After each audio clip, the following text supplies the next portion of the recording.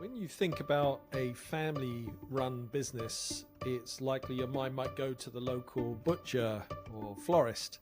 And yet, there are these micro businesses, there are these large multinational brands that you know very well, the likes of Walmart, BMW, Audi, Estee Lauder, that also fit into the family-run business category, majority share still held by the family. And joining us on the After Dinner Leadership podcast today, my guest, Rene Sonneveld, has spent a career advising and then coaching and now writing about family-run businesses. His book, The Elephant in the Family Room, is a great read and strongly recommended to those who are in the family-run business environment. One of the real takeaways for me today from this conversation is the importance of legal frameworks and structures combined with emotional governance.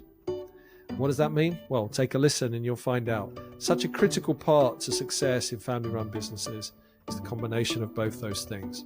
Maybe he could argue the emotional governance is even more important than the legal frameworks. Take a listen, enjoy. Please share it with someone who you think would benefit from hearing this conversation. And welcome to the After Dinner Leadership podcast. Rene Sonneveld, welcome. It's lovely to have you with us. Simon, it's lovely to be here. Thank you so much for inviting me. Right. This is the topic we'll get into later. Your book, The Elephant in the Family Room, something that I'm really intrigued by. When that passed my inbox, I was like, yes, I need to speak to this man. And as someone who runs my own business with family members, it's a very intriguing space. So I'm looking forward to exploring that with you. And you're calling in from Montevideo today. Yeah, Montevideo, Uruguay. Great. And how long have you been living there? I've been living here now for 23 years. Yeah, before that I was living in Geneva and I was looking for greener pastures, as they say. And 23 years ago, I decided to go for this adventure and move my family to Uruguay. Wow, that's amazing. Maybe we'll hear some more about that. And maybe before we get into the details of you as a leader, I'd love to just go back a little bit to your childhood. What food reminds you of your childhood? We're sitting around this virtual dinner table. What's the food that brings childhood back? So I was a very basic meat and potato guy, and if I think about my childhood, and I remember that my parents, they would take me out and we would go to Chinese restaurants or Italian restaurants or at home. I wanted a beefsteak and French fries. I think in my lifetime I have eaten train wagons full of French fries. That was my love, and I still enjoy it. But when I think about my basic food, it was that. Yeah, very nice. That's good. And what was notable about you as a 20-year-old, roughly 25-year-old? So when I was 25, that's a big shift from 20 to 25. When I was 20, I was really immature.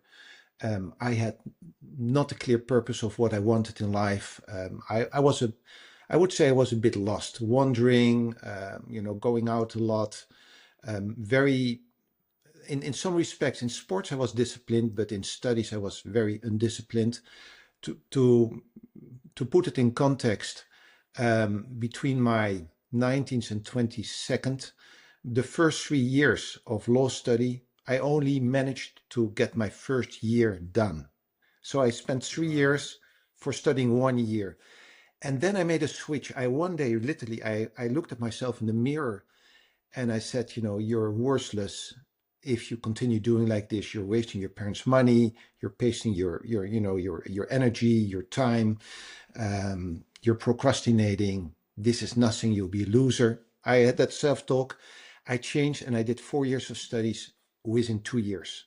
So I put on the afterburner and it changed my thinking about what is achievable, what else you can do in life. So it was a big shift. And I bring that up because really between 20 and 25, there are two different me's. there. I'm so pleased. I don't often ask the question that way. I'm pleased it provoked that response. What a fascinating thing. Can I just explore the this talk in the mirror thing? Was it because Yeah. life was going downhill and you kind of had this rude awakening, or what happened before that talk almost that brought about that Well, conversation with yourself? one thing I'm incredibly grateful for, my parents, they never pushed me. They never said, hey, this has to stop, whatever, this is unattainable, and so on. Never. It was a pure moment of self-awareness. And literally, I was standing in front of the mirror. I was living in a student house with some friends. And my hair was standing up after a night of too much beer drinking and so on. And I looked in my blood red eyes and I said, you go on like this, you'll be a loser, you'll be a washout. And it was a kind of a huge aha moment for me. And it changed everything. That talk changed everything. And I'm so grateful that nobody told me that I had the luxury of life to discover that myself. Yes. Yeah. Thank you for sharing that. I really appreciate it. One thing that I love to explore with every guest is what 3 leadership lessons do you wish you'd learned earlier? We may have already trotted into one, but what is, at a high level, what 3 leadership lessons do you wish you'd learned earlier? Yeah, so I think that, and this was kind of a lead into that, maybe, that leadership is about self-mastery, first of all. I discovered that I cannot lead others if I don't manage my own energy, my own mindset, my ability to switch on and switch off. And, what I practice is kind of in that switching off, detachment, reflection, and creating time. And I work with Navy SEALs, and I love this thing that that they taught me that came out of the conversations I had is, creating time, self-awareness and discipline, self-management. They're the foundation. And so that's self-mastery. And then something which is unbeatable, whether that's in a family business and corporate boards. I work also with sports teams, within sports teams. You know, everything stands or falls on trust. Trust is the real currency in leadership. Without trust, governance collapses into politics. So that's kind of my second big insights. And then also kind of governments doesn't need papers, it needs humanity, not just structure. I've seen many families making that mistake, and it's something that I take into my leadership as well. So, I mean, there are others, but if you ask me for 3, these are That's kind what I of did. 3 big ones. Yeah. Yeah, no, I'm really grateful for that. So we've got this self mastery, trust being the currency of leadership, and then humanity, not just structure, is being critical to the functioning of that. Um, Perhaps to give us some context to this overlay, Rene, where Mm-hmm. have you led? You said you lived in Geneva before Uruguay. What kind of organizations have you been leading in? Right. So, and I give you a very short career oversight to get into that. I started my career as a tax lawyer, and I realized after several years I didn't like that. It brought me to Hong Kong and to Curacao, and in Curacao I met the owner of Germany's largest beer brewery, and he was looking for someone to help him build out his business in Latin America. I told him about my experience of drinking beer. We spoke about it earlier, but I didn't know very much about beer and beer sales. But he trusted in me and that I could be a guy to help him in the business development. So I started working for him in the beer business, and I moved to Argentina, and I set up these deals with other breweries and whatever. Then so I that's my first kind of real corporate job.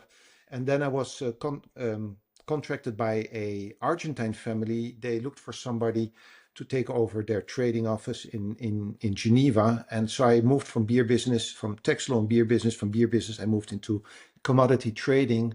I became the CEO. We did huge deals. Till one day they told me that they sold the business to another large trading house. And that trading house wanted me, but the conditions were different. And so I was in Switzerland.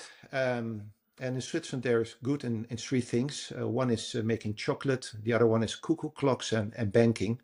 So I had a friend who was working banking. He offered me a job in his bank, and I made a quick career in banking, and I stayed for a long time in that environment in some pretty large banks in UBS and Deutsche Bank. And there I decided that um, I looked for something else, or some circumstance for me that drove me to that. And I moved to South America, to Punta del Este in Uruguay, beautiful place. And my original purpose was to write books and to make movies. But after 6 months walking on the beach, I realized I wasn't ready for that.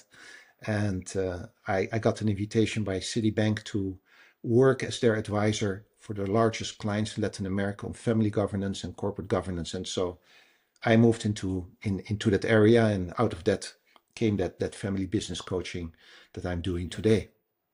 Yeah. Great. Thank you so much. That's really helpful. And you've talked about trust being the currency, and this is a topic. Listening and trust are kind of the maybe two words that come up perhaps the most frequently when I'm asking guests about lessons they wish they'd learned earlier. Yeah. What is it about trust, as you see it, being such an important currency within? Let's focus in on that family business. Yeah. Because I guess my premise for that is that you could say that trust is inherent should be inherent within that family business, the loyalties, the shared Yeah. values, these kind of things. So why is trust such an important thing in that space? Because trust is what connects us. Trust is what really deeply connects us. And it is amazing. And yes, in great families, there's trust, there's loyalty, there's alignment, there's shared values, and all that stuff. What happens in families? So let's say this is a first generation family. Mom and pop built a business, 4 or 5 kids. They're sitting at the dinner table every night, right? And Yeah. they have conversations, and the conversations, they circle around the business, and they circle about whatever the kids did in school and so on. Like common families. Doesn't matter how wealthy they are. That's what people do, right? They talk about their experience during the day at the dinner table.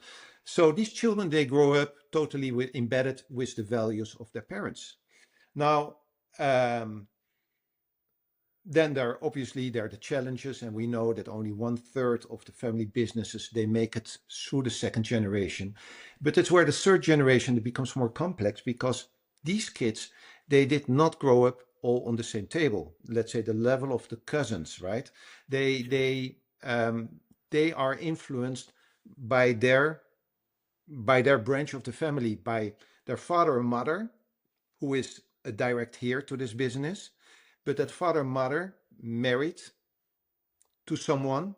And so there's a different influence. So now let's say you have a family, first generation, 5 kids, second generation, each of them has, let's say, 2 kids. So you have now 10 cousins that grew up differently. Although they see Yes. each other now and then, they're already differently influenced. They're differently,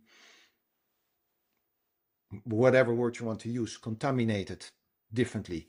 And so there, it's so important that you continue that value alignment, but very often it doesn't happen, and everybody goes around the business, and we're all wealthy, and and everybody has a jolly good life. But that's where these deeper emotions, they start coming up, and where these misaligned values start to work negatively. Not always, but in the families and problems, you can see that, where that Yeah. misalignment happens. Yeah.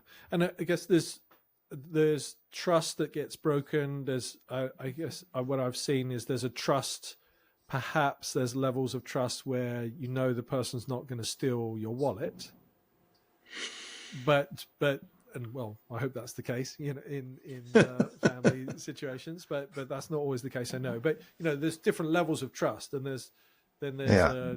a trust that you're not going to protect somebody in a meeting, or that you're going to undermine somebody's decision making authority, these type of things. So it's always like different things you can have trust on. Would be my observation. It's not just a blanket. I trust you. You trust me. I can trust you in Yeah. this space, but not necessarily in this space. I've seen that play out. Is that Yeah, something you've absolutely. observed, or not? Absolutely. So trust plays out at different levels. That's what you say, and Yeah, absolutely. And it can be different trust on the sports field, on the different trust. We go skiing together as a yeah, family, or it's in business. And unfortunately, trust is not a given.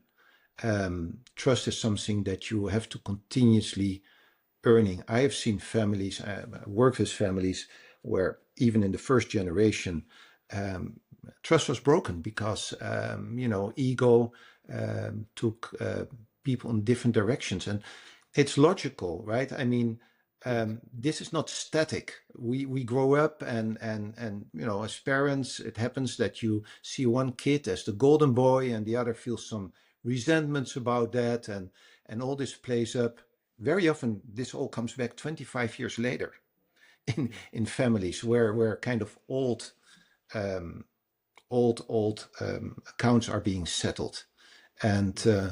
so I have seen, unfortunately, trust broken between brothers and sisters, and um, all the time. Yeah, yeah. When are you invited typically to come in? That's a good question, and there's not a standard answer to that. So there are families that have problems. They feel things are not well aligned. It can be a first generation family, but it can also be a second or third generation family where you have, let's say, five branches of families, and it just doesn't get along, and maybe for whatever reason one branch has a little bit more of the shares, they have the power, and there's that type of misalignment.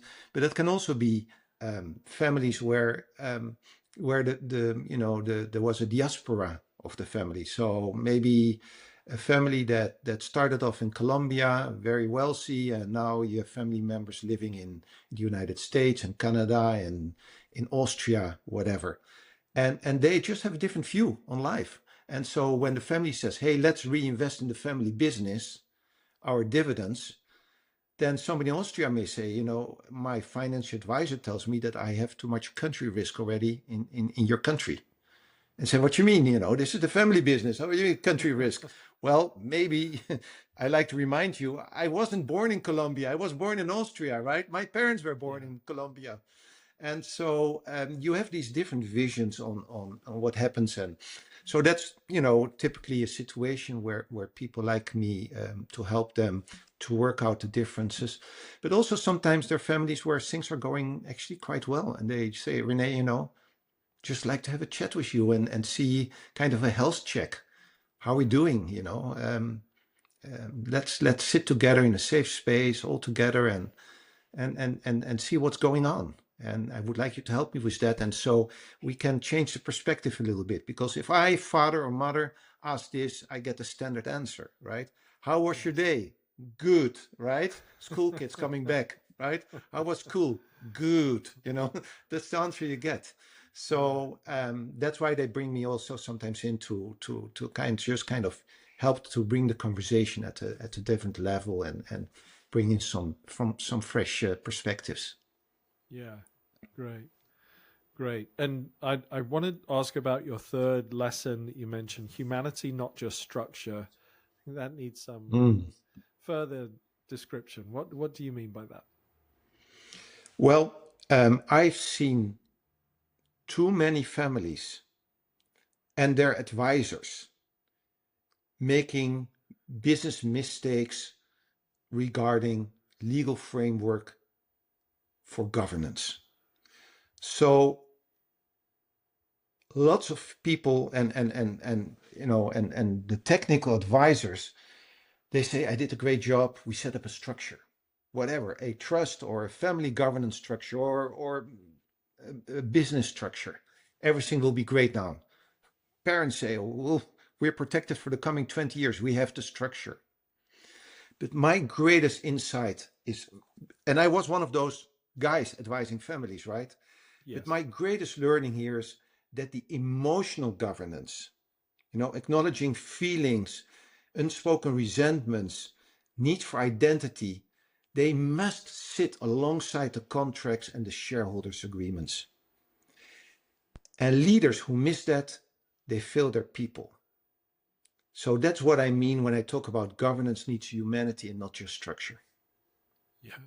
And on that, when you say emotional governance is needed, and I fully concur, um, is that, would you still suggest there's a framework in that, or you just are encouraging a more informal uh, awareness by the family that that is needed? Like, what does emotional governance look like? Yeah. So emotional governance is where is a creating a space where we as a family, we can sit together and where we feel safe enough to talk about what's really going on, to be authentic, to get real with each other. And so what I observe is very, you know, big families there, I call them, they're great escape artists. What do? There's some tensions in the family. Let's go skiing in Aspen. Let's go and have a wonderful time on a beautiful yacht in the Mediterranean, right? And everybody's busy and everybody's happy and everybody's sightseeing or diving or drinking cocktails, right? But we don't get real with each other. Or, where we go skiing, everybody goes on the ski slopes, have a marvelous time, and at night everybody's tired, have a dinner, and we sleep, and next morning we restart, we do the same, right? Yes. So families that thrive, that have this emotional governance, they set up forums to talk openly. They write down not just the rules, um, uh, but for let's say for their shares, for their business, but the values they want to live by. And emotional governance is that invisible framework that keeps that visible and keeps basically each other from tearing apart or growing apart, to say it nicely, right? Yes. Um, and so that's the framework. It's creating space and time where we can be real with each other and where we can acknowledge that it's not always easy, and Yeah. that we have different ideas and different visions about things, and we listen and we accept that without judgment. Yeah. Brilliant. I love it. Thank you. Now, you've talked about the the elephant in the family room. And there's also Oh, another all the time. phrase, and the other phrase I like is kind of the ghosts at the dinner table. We touched at the dinner table earlier, kind of the discussions around. What do you mean by ghosts at the dinner table? What's going on there that can show up in a Yeah, room or whatever? yeah. So the ghost in the dinner table, it can be either.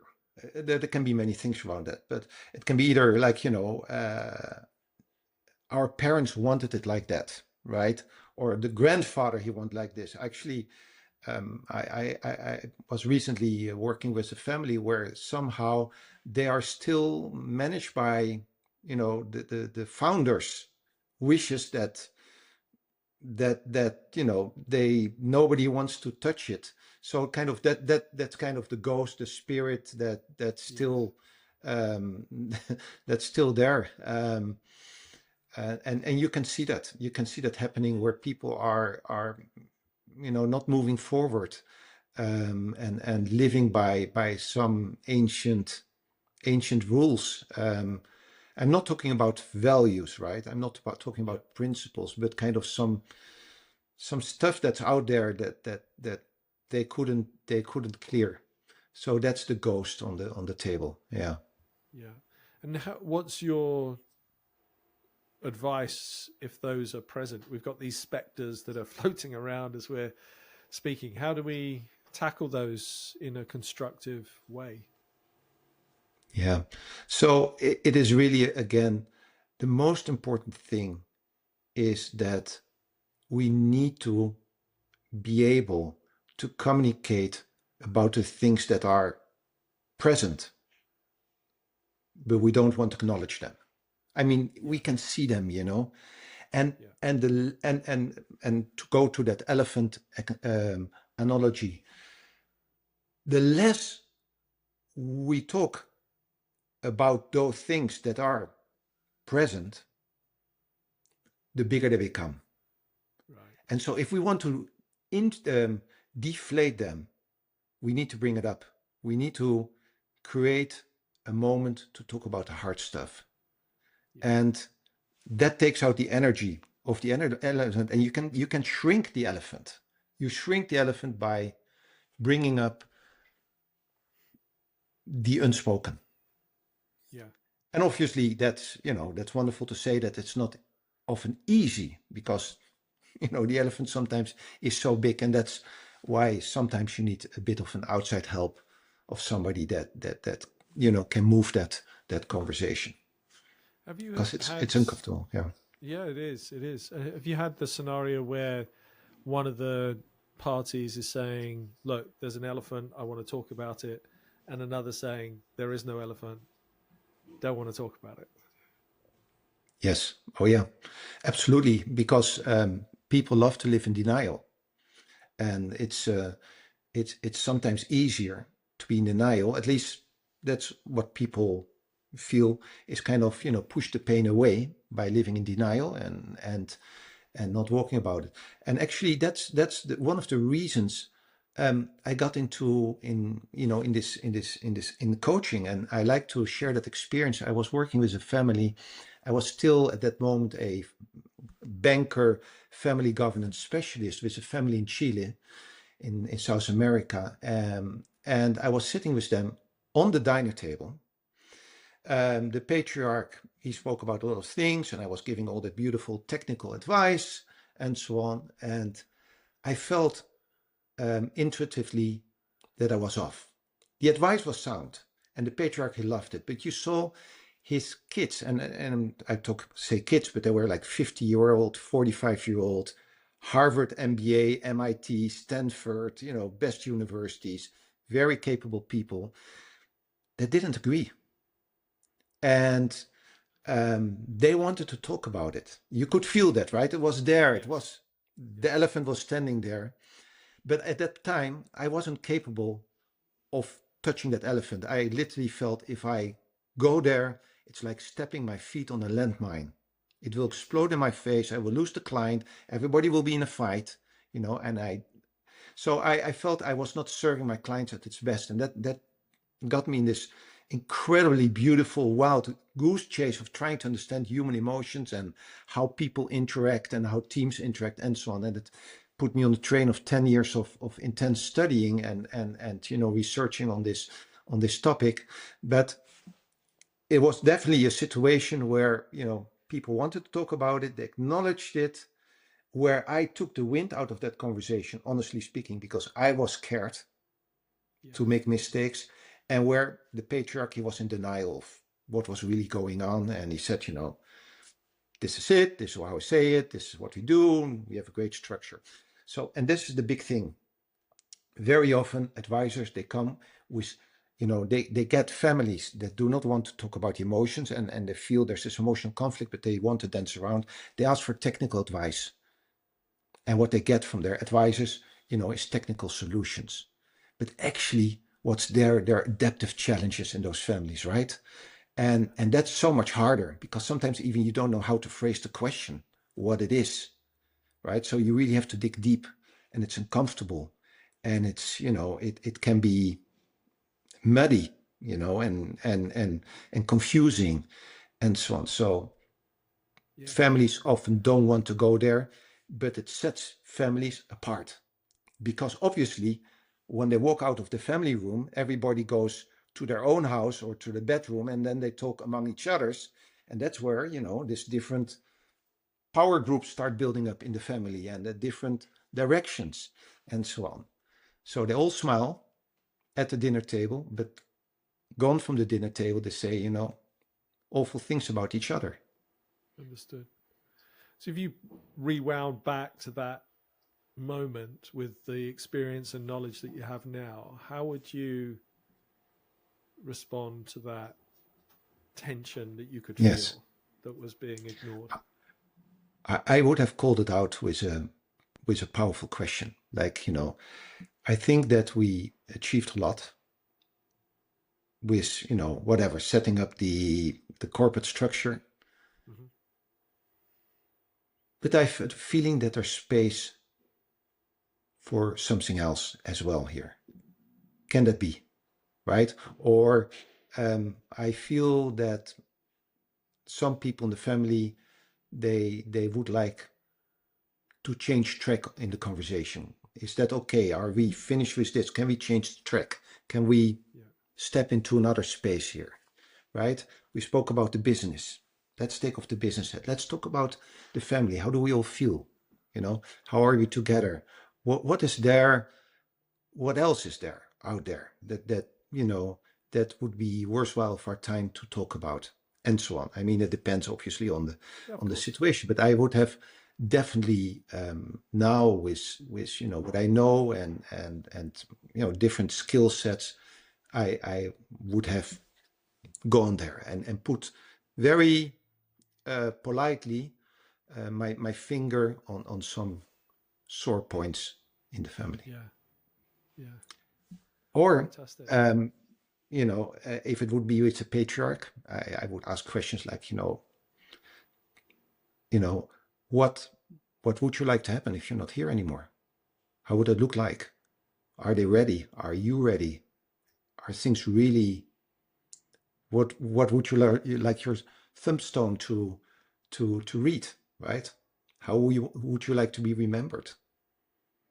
And so on. So there's a whole set of directions you can go with families, and it's beautiful. I mean, really, and people feel so relieved that now finally they can be real and they use a intermediate person to get the conversation going. Brilliant. And you've used what I've heard today is you've taken this title almost of being an advisor previously, and now with pride wearing the badge of a coach. Oh yeah. Am I reading that right? Yeah, absolutely. And and they're great advisors. I'm not wanting to take the wind out of the but I'm not a tax lawyer anymore. I'm not a family governance specialist, like writing the government rules, or a structure or a trust specialist or financial planner or a wealth manager. None of that. I'm a family business coach. And that's where I want to be. And I respect so much the space of all the other advisors that are very good at that. And if families ask me, hey, Rene, could you write us the family governance rules or whatever?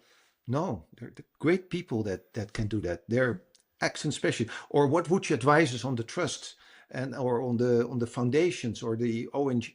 Great people, I can give you a list of the 3 top people in this field. Would you like to talk with them? Shall we invite them the next family offsite, and they can talk about that? So I very clearly mark the space that today I feel I add more value, but also where I thrive best, where I can put all that accumulation of knowledge, skills, experience. I call this, by the way, the good, the bad, and the ugly. I can wrap that in this coaching wrapper and work with families, but from a space of a coach, right? And I love that. It's kind of my place in the world now, where I'm totally happy and feel passionate about. I can tell it comes through very strongly, which is great. Thank you. That's super. Now, I guess we're coming towards the end of our conversation, but I'm mindful, maybe in the spirit of this, what haven't we spoken about with regards to your book that you would have wanted to? Wow, that's a good question, and actually, just stepped out of a coaching session before we logged on for this podcast, and um, one of the things came up in the conversation is kind of this issue of nepotism and entitlement that you find in the generations, and how it can be destructive also for non-executives or non-family executives in companies. And maybe we can spend a few minutes on that, if that's okay with you. Yeah. Yeah. Yeah. What are you seeing in that space that people need to be more aware of? Yeah. So what you don't want is family members being labeled in organizations, like, oh, he only got the job because he's a family, right? Yeah. Now, we know that favoritism and entitlement, they exist, and nepotism, it's all part of our human package, and um, and it's almost inevitable that you don't want for your kids the best. I say this, the best. If people listen to radio, they would have seen my fingers moving around the best, because whatever is the best, right? Yeah. But it's so important that that these conditions, that they can be managed by clear rules. And I worked once with a family in Spain, and I call this now the Barcelona rules, that where the family, a very powerful business family, they made rules that if you want to join the family business, you had to, finish university, complete a postgraduate degree at a good university. You would have to work several years successfully outside the company. And then if you want to apply for a job within the company, you would have to go through the same system as anyone else. So HR, CV, interviews, panel interviews, and so on. And so they set clear rules for family members, and they did it early on. So everybody had clear expectations about that, right? And what did it do? It filtered out those family members who weren't serious, those, let's say, entitled family members. Oh, my name is such and so, I get a job in the family companies. And it gave credibility to the ones who really owned it, right? And so that's very important for equity in family-owned businesses, where the best gets the better job, and there's a open competition between family members and non-family members, because it is impossible that a larger organization, family business, can only be populated by family members. It's a disaster. You need to bring in outside talent, and this outside talent needs to feel, if they're real talent, that they have a chance to the top job. If they don't feel that, they will go away. And what you start doing is you start getting a mediocre average of managers. And you don't want that, because it's the end of your company, right? So it's a pretty important topic, and families have to create clarity among themselves, for that. And better, if you feel your children or your nephews, they do not have the quality to work in the company, or they don't have the, and let's not talk about quality, they don't have the motivation to do that. They are geared to something else, right? Very often what I see families do, they set up kind of venture capital shops where kids can, do the things that they feel passionate about outside the family business. So it's a pretty important topic. I talk about it also in my book. And it's logical. It's logical that people feel like this. They feel entitled. It's a part of our human nature. It's logical that we want to favor our kids, and we want, again, the best for them. But it's important, if you want to build a really solid family-owned business, that you can separate those human emotional feelings out of what is best for the business. Yeah. Yeah, really interesting. So these kind of Barcelona rules, is as you call them, really Yes. really helps with that. Fantastic. Well, Rene, I'm delighted that we've been able to speak today. Thank you so much for sharing your insights. I'm sure we've just scratched the surface on your experience. And anyone that wants to explore in more detail, we've got the book "The Elephant in the Family Room," which is already available on Amazon and doing very well. It was top of the charts last week, which is great. So Yeah. congratulations on that, Um, Rene. Thank you, Simon, and let's hope it's not a 1 week wonder. We will find out. But I guess the listeners, as they go and buy it, maybe help you with your ratings. And Rene, I guess if there was a line that you would just want to leave people with, perhaps those that are in a family business and thinking, "God, there's lots of challenges, lots of things I've got to navigate." What hope can you share with them about the future of their family business from what you've seen? Well, well-run family business are the most profitable business in the world. More than, I think statistically, more than 50% of the publicly quoted companies are family-owned. And I've seen tremendously successful family business. And if they work well and they're well aligned, and you have this kind of, the loyalty and trust and the quick lines, literally where you can make M&A decisions at the dinner table, um, that creates huge synergies that you don't find in corporate, in let's say fully publicly owned corporations. And so that's my experience. The successful family business, they're they're wonderful to work in. I had those experiences. It's wonderful. You have short lines, quick decisions. There's a lot of passion going around, and they are very profitable. So I'm hopeful. But it's just this emotional part, which is so funny because it's so easy to talk about spreadsheets and so hard to talk about emotions. But if you get that together, then business will strive for centuries to go, and will create great wealth and success and for families and prosperity. Yeah. Great. I love it. I love this idea of emotional governance. I think that's going to be my takeaway phrase from the conversation that we've had today. Just moving my own small business with family members. We invested a day last week, a space where we had a coach come in and talk about how we were handling conflict, how do we handle the disagreements with each other, these type of things. And it's really, really valuable. Yeah. I can already see the advantage of that in conversations we've had since. Yeah.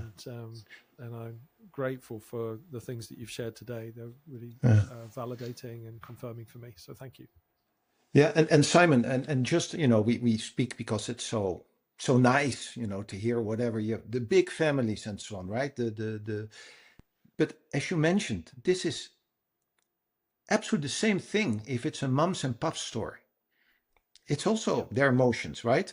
It doesn't have to be a multi-billion-dollar global enterprise with 250,000 employees. It can be absolutely, it can be the gardening shop around the corner where those same things they also on the table, and it's important to deal with them.